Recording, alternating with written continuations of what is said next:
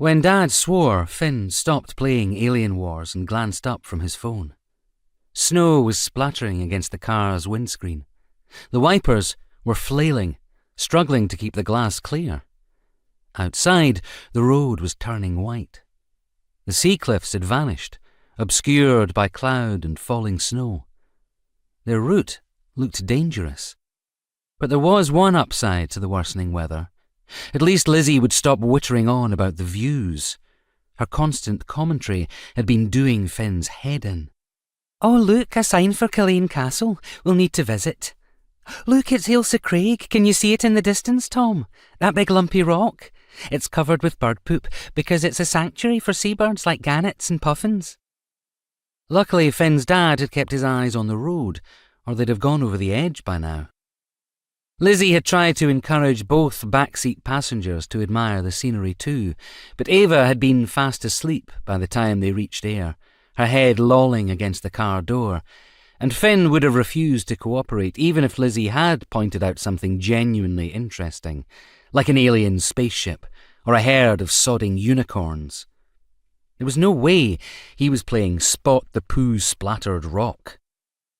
Now Lizzie turned around, twisting her neck like a barn owl. She gave him one of her bright, fake smiles. "Nearly there. The sat-nav says Dunlyre's just over a mile away." Finn dipped his head and stared at his phone. But, as always, Lizzie failed to take the hint. "Do you know, this is my first trip to this area since I visited the Heads of Ayr Farm Park as a child, way back a zillion years ago." She laughed, a high-pitched squawk as fake as her smile. "It rained the whole time and I was frozen to the bone." Finn pointed at the window. "The weather's looking bad right now. Maybe we should head home."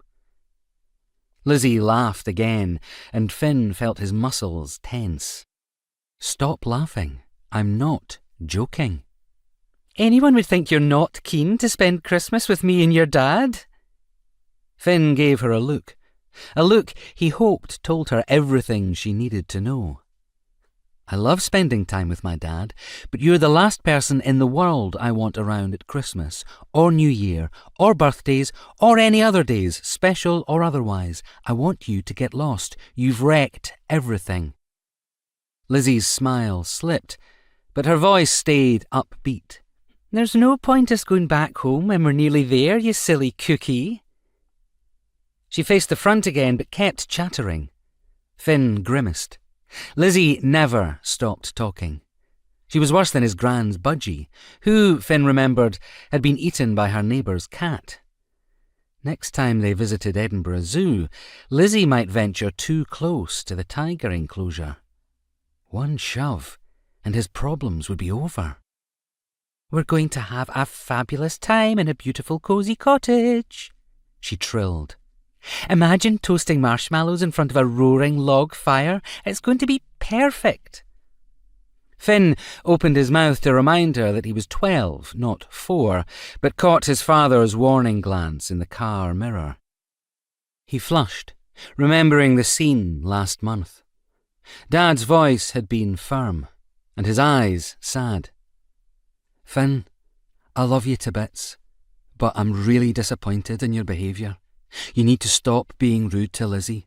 It's upsetting her very much. She's so keen that you two get on. And she's my wife, Finn. I'll not have her insulted in our own home."